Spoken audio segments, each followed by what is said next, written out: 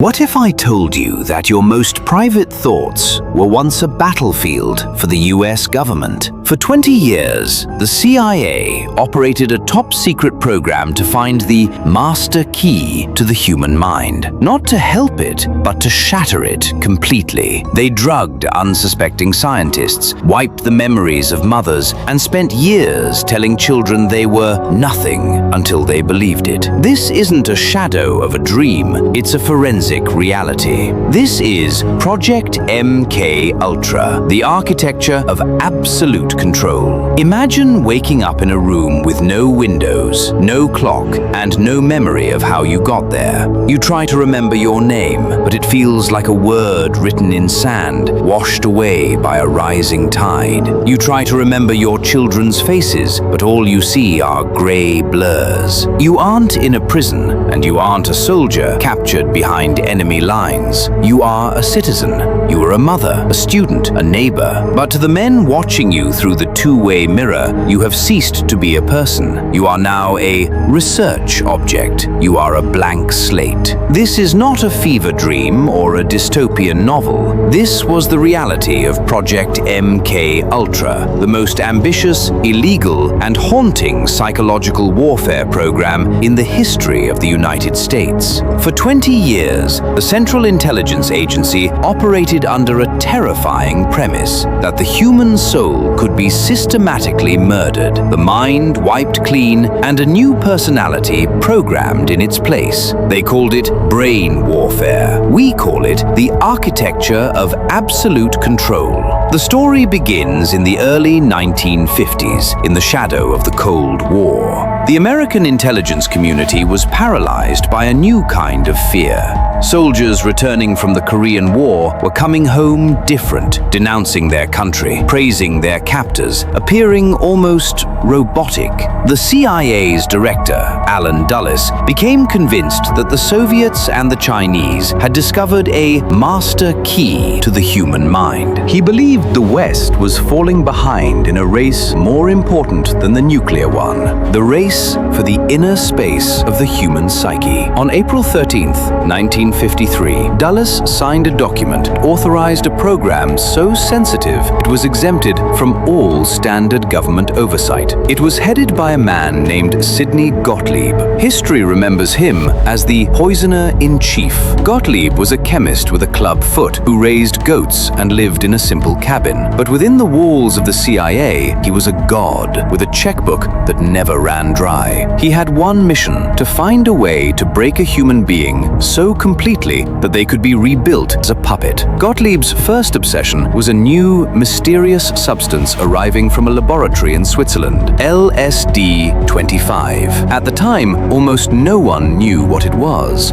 Gottlieb saw it as a miracle. He envisioned a truth serum that could collapse a spy's will, or a knockout pill that could erase a person's memory of an entire day. He was so committed to the cause that he and his colleagues began dosing each other with high-intensity LSD, often without warning during office hours or at staff retreats. They wanted to see if a rational mind could maintain its integrity under a chemical assault. But the experiments quickly moved beyond the agency's walls. Gottlieb established clandestine safe houses in San Francisco and New York under a sub-project called Operation Midnight Climax. He hired sex workers to lure unsuspecting men into these apartments, where their drinks were spiked with heavy doses of LSD. Behind two-way mirrors, CIA agents sat with martinis, watching as ordinary citizens, businessmen, sailors, students spiraled into drug-induced terrors. They weren't looking for medical data, they were looking for the breaking point. One man who reached that point was Dr. Frank Olson, a brilliant biological warfare scientist who worked alongside Gottlieb. In 1953, during a retreat at Deep Creek Lake, Olson was surreptitiously dosed with LSD in a glass of Cointreau. For the next 9 days, Olson's world fractured.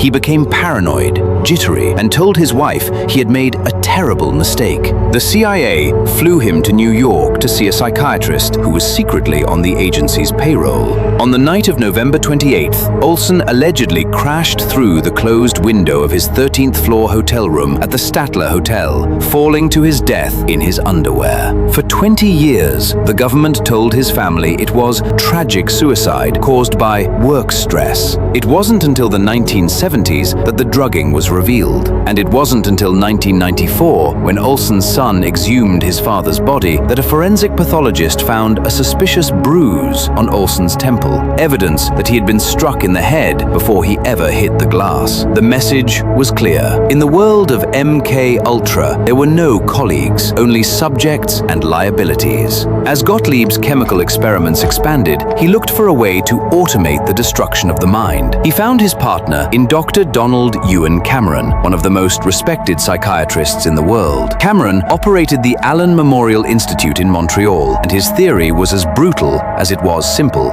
de-patterning. He believed that to cure mental illness, you had to shatter the existing personality until the patient regressed to an infant-like state. Only then could you reprogram them. The victims of Ewan Cameron weren't spies. They were people who came to him for help with postnatal depression, anxiety, or grief. People like Linda MacDonald. When Linda walked into the Allen Memorial Institute in 1963, she was a 26-year-old mother of 5. Within weeks, she was gone. Cameron placed her in what he called the sleep room, where she was kept in a drug-induced coma for 86 consecutive days. While she slept, Cameron subjected her to intensive electroshock, delivering currents 67 times the standard dose, multiple times a day. He then used a technique called psychic driving. He placed speakers under her pillow that played looped messages for 20 hours a day. These tapes, repeated up to 500,000 times, were designed to drill new thoughts into her shattered consciousness. Messages like, "You are a good mother," or "You are happy." When Linda MacDonald finally woke up, she was, in her own words, a vegetable. She had no memory of her life. She didn't know who her husband was. She didn't know she had children. She had to be toilet trained. She had to relearn how to use a fork. The CIA had achieved its goal. They had erased a human soul.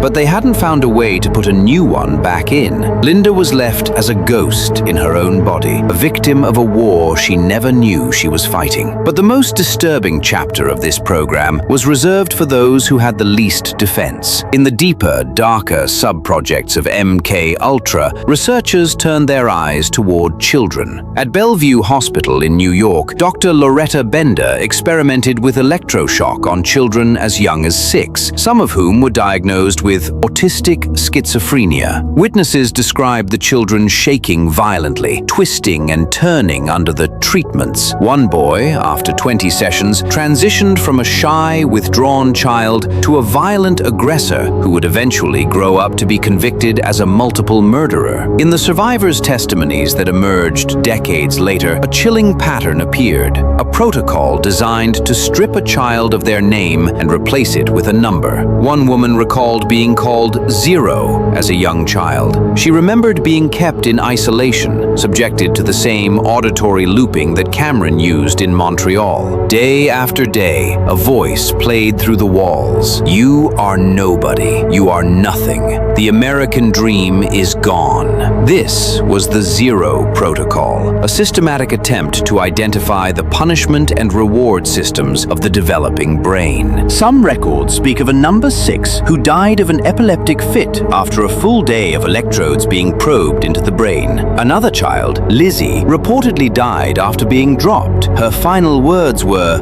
"This is a trick." To the architects of MKUltra, these weren't tragedies, they were data points in the domestication of the human subject. By 1973, political winds in Washington were changing. The Watergate scandal had exposed a culture of illegal surveillance, and the CIA feared that the skeletons in their closet were about to be dragged into the light. The order was given: destroy everything. CIA Director Richard Helms instructed that all MKUltra files be shredded. Sidney Gottlieb personally drove to the Records Center to ensure 7 boxes of progress reports were turned to dust. They thought they had erased the evidence as effectively as they had erased the memories of their victims, but they were wrong.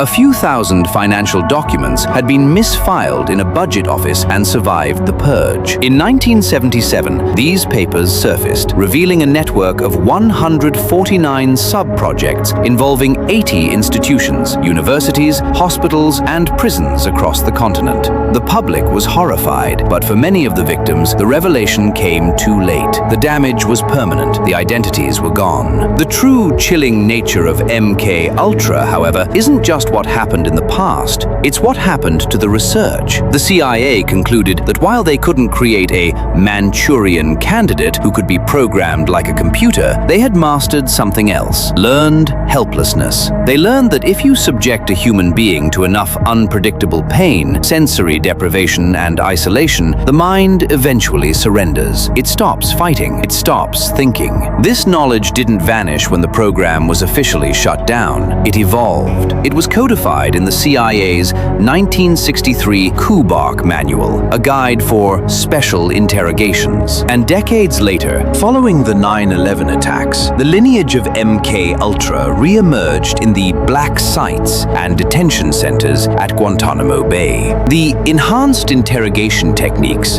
the sleep deprivation for 180 hours, the white room torture where subjects are held in total sensory isolation, the stress positions that lead to muscle failure. These are the direct descendants of the experiments performed on Linda McDonald and Frank Olson. Psychologists were again hired by the agency to refine these methods, inducing learned helplessness in detainees to make them compliant. Technology changed. The terminology shifted from mind control to behavioral modification, but the objective remained the same: to find the place where the human spirit breaks.